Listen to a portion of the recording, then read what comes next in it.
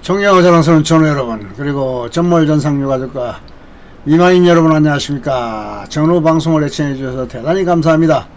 오늘도 인터넷 구독, 좋아요 큰 힘이 됩니다. 특히 저 해외에서 많이 봐주시고 또 우리 자녀분들께서 많이 구독해 주시기를 부탁드리겠습니다. 8월 가족연합은 우리 가족들을 위한 연합회입니다. 사단법인 설립입니다. 그래서 가족들께서 많이 참석을 해 주셔야 됩니다. 오늘은 제목에서 보시는 것 같이 정치적 중립이 가능한가. 우리 작년 그 대통령 선거 때 그때만 해도 작년 재작년인가요? 작년 초죠. 우리가 그 당원 가입 운동을 한 적이 있죠. 전후방송 캠페인으로. 그 당원 가입을 한 거는 어느 정도 정치적인 우리가 영향력을 발휘하기 위해서 했는데, 우리 보훈단체는 정치적인 행위를 못하게 돼 있더라. 그런데 보훈단체가 아니기 때문에 우리는 할 수 있다. 우리 전우들은 누구나 다 할 수 있어요. 보훈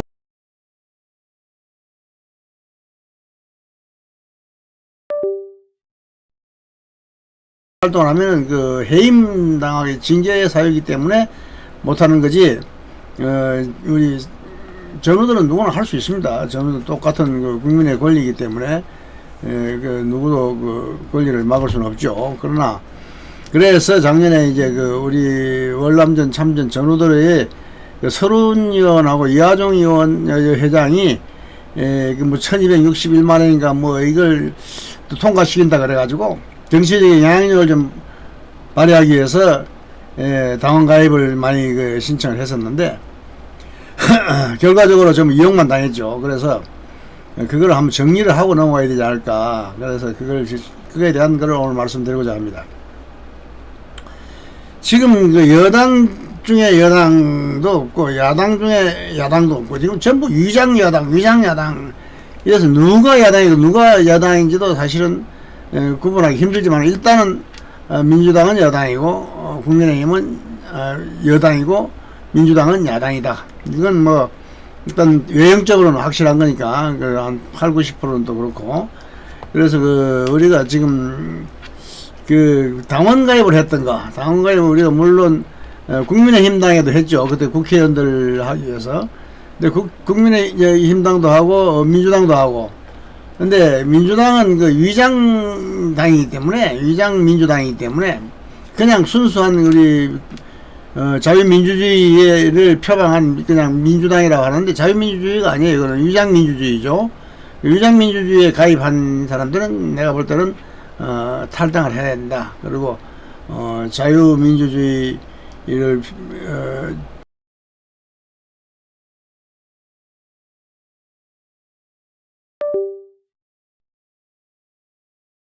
여당이죠. 거기에 이제 가입을 해야 되지 않냐 하는 생각을 갖고 있는데, 하여튼 판단은 전후 여러분들 하는 것이고, 저는 그 당시에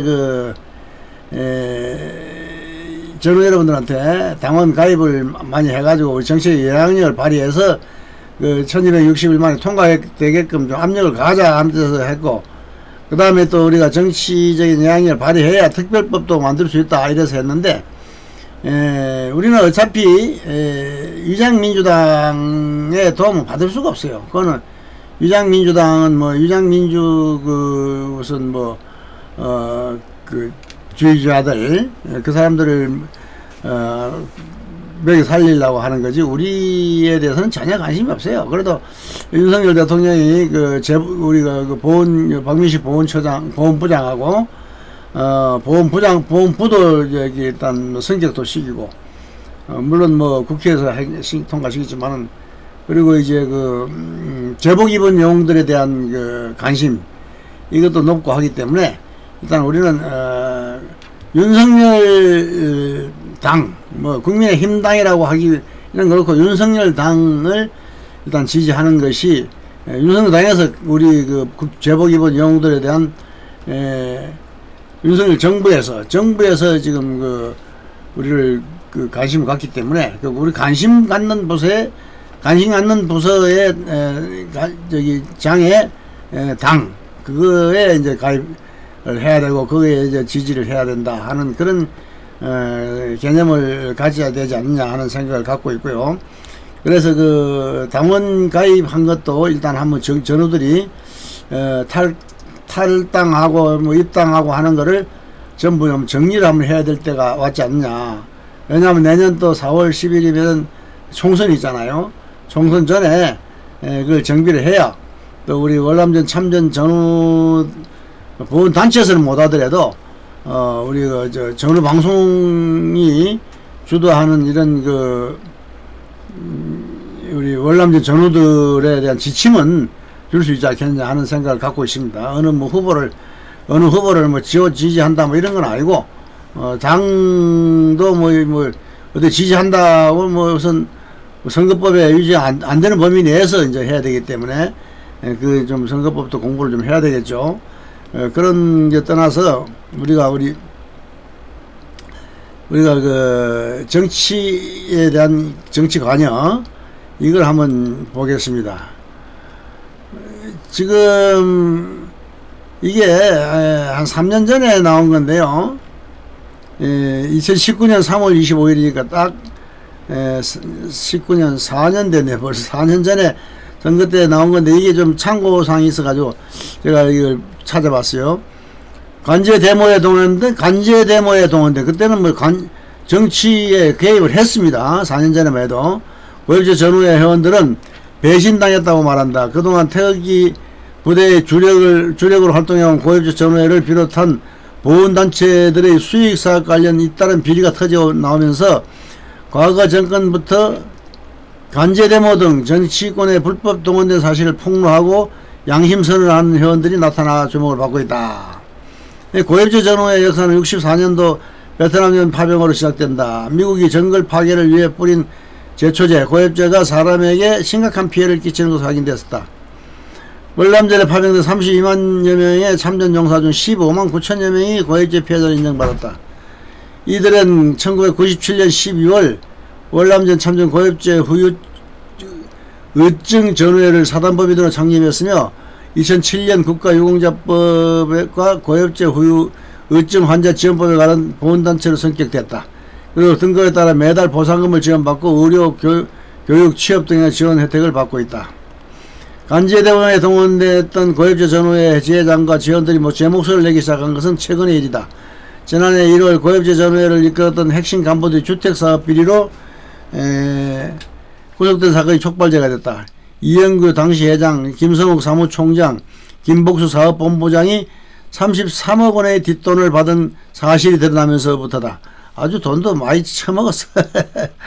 1997년 고엽제 전후회 설립 때부터 지난해까지 사실상 종신 집권한 이들 3인방은 1심에 이어 최근 서울고등법원에서 5 내지 8년형을 받았다.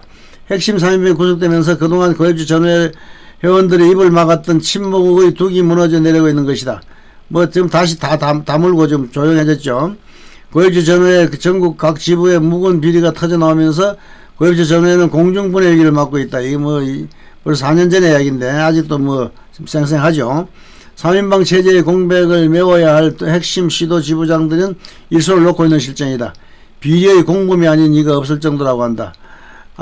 박근규 서울시 지부장도 장례 사업에서 3억을 받은 혐의로 지난해 봄 구속돼 1심에서 3년형을 받았다.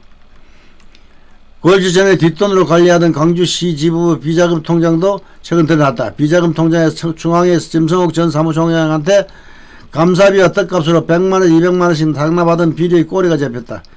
뒷돈은 빼돌리기 위한 이중장부 작성과 비자금 통장 관리는 전후회에서 광범위하게 이루어졌던 관행이었던 것으로 밝혀지고 있다. 사실 그동안 보수단체들이 집단 시위에 동원한다는 인원 한 명당 얼마씩 해서 천문학적인 자금이 소요되었으며 이 자금의 대부분이 이들 단체들이 공기관 기업들의 대상 특혜로 얻어낸 수익사업에서 나온다는 건 공공연한 사실이었다. 그러나 정부도 시민단체도 심지어는 언론들도 접근을 꺼리는 부분이라 이번 고엽제 전후회 비리에 대한 폭로가 혁신의 기폭제가 되지 않을까 기대해본다. 사실 이들은 젊은 시절 빗땀으로 대한민국의 산업화를 이룩한 영웅들이다. 비록 정치권에 이용당하면서 국민적 배척을 당하고 있지만 그 애국심만은 인정해야 한다. 세월을 붙잡아 둘 수는 없듯이 이들도 언젠가 사라질 것이다. 메가드 장군의 그 유명한 연설, 노병은 영원히 죽지 않는다. 오직 사라질 뿐이다. 라는 구절이 생각이 나는 순간이다. 국가보훈처가 더 이상 자고우면하지 말고 정치적으로 이용당하고 있는 보훈단체에 대한 근본적인 과단성 있는 계획에 나서야 할 때이다. 지금 이 내용을 보시면은 지금 고혈죄 비리는 뭐 지금 만천에 공개돼 가지고 지금 처벌받고 있는데도 아직도 고혈죄 내부에서는 그 단체들이 뭔가 이루어지고 있나 아니냐 의심을 받고 있는데요. 고혈죄는 그래도 어느 정도 한 방 맞았기 때문에 근데 아직 월참은 아직까지 그렇게 뭐 말썽을 부린데도 이상하게 지금 터지질 않고 있어요. 그래서 아마 터질 때가 곧 됐다. 곧 터질 것이다 하는 말씀을 드리고 싶고요. 이제 지금 오늘 7월이니까 앞으로 한 달 있으면은 뭔가 소식이 오지 않겠느냐 하는 생각을 갖고 있습니다. 그러나 아직도 뭐 수익 사업에 많은 집중을 하고 있는데요. 뭐 같은 일이 변호사비 뭐 돈만 거두면은 그냥 이게 어떻게든 방법 수단과 방법을 가리지 않고 이걸 빼돌리는 것 같은데요. 하여튼 참 신출 기모합니다. 배짱도 좋고 참 대단한 사람이에요. 배짱이 보통 배짱이 아니야. 아주 뭐 영창 각오하고 하는 것 같아요. 그렇지 않고서야 뭐 그러니까 과감하게 할 수 있겠습니까? 언젠가 터지려고 반드시 곧 터지라고 믿고 있습니다. 그래서 우리 지금 이제 파월 가족회 사단법인이 설립되기 전에 지금 정치 활동이나 이런 것을 사단법인이 설립되면은 할 수도 없고 지금 또 이래서 지금 이것을 과연 해야 되느냐 여러 가지 지금 인데 제가 그 앞에 표지에서 본처럼 정광훈 목사하고 제가 사진을 찍었죠. 정광훈 목사하고 저기 제가 한번 가서 방문해가지고 사진 찍고 했었는데 정광훈 목사가 54년생이네요. 나보다 딱 10살 차이네. 경북 의성 사람이고 사랑제일교회 청교도 훈련 얘기하는 사람인데요. 하여튼 뭐 이 사람 대단한 사람이에요. 키도 크고 덩치도 좋더라고요. 가서 보니까 대단한 사람이에요. 하여튼 그런데 우리가 정치 활동에 대해서 정치적 중립이란 무엇인가 하는 걸 한번 내가 찾아봤어요. 정치적 중립이라면 주로 공무원의 정치적 중립을 뜻한다. 공무원은 정당 기타 정치단체의 결정에 관여하거나 이에 가입할 수 없을 뿐 아니라 선거에서 특정 정당 또는 특정 후보 지지나 반대를 하기 위한 선거운동 권유를 하여서는 안되고 정당 간의 정치적 다툼의 엄정 중립을 지켜야 한다는 뜻이다. 이게 지금 이 말이 됩니까 이게? 뭐 교원노조 무슨 공무원노조 이 사람들 다 지금 정치행위 활동하고 있죠. 그 참 희한한 정치적 중립이에요. 지금 우리 보훈단체만 기죽이고 있죠. 그러니까 이게 위장민주당들은 전부 다 민주당의 지원을 받는 이 노조나 이런 것들은 정치 활동을 하는데 아주 뭐 아무런 거리낌이 없어요. 그런데 보훈단체는 아주 그냥 위축이 돼가지고 꼼짝도 못해요. 참 그래서 제가 허경영 정광훈 이런 데도 좀 우리가 관심을 좀 가져야 되지 않냐 하는 뜻에서 제가 한번 검색을 해봤는데요. 국가혁명당. 근데 이 사람은 좀 저도 이거 신뢰는 안 가는데 뭔가 뭐 해준다고 하니까 자꾸 관심을 갖게 되네요. 많이 준다 그러니까. 근데 이 과연 그 가능성이 있느냐. 자, 그런 면도 있고. 우리가 지금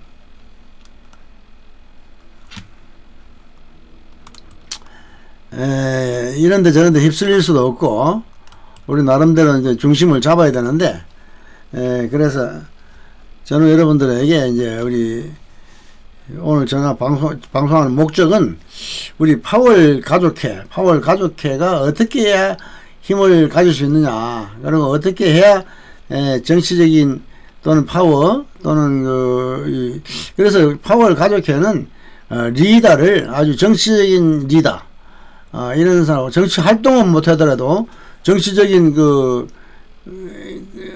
우리가 공개적으로 활동을 못하더라도 정치 활동이라기보다 무슨 다 정당에 이렇게 가입하거나 이걸 못하게 하는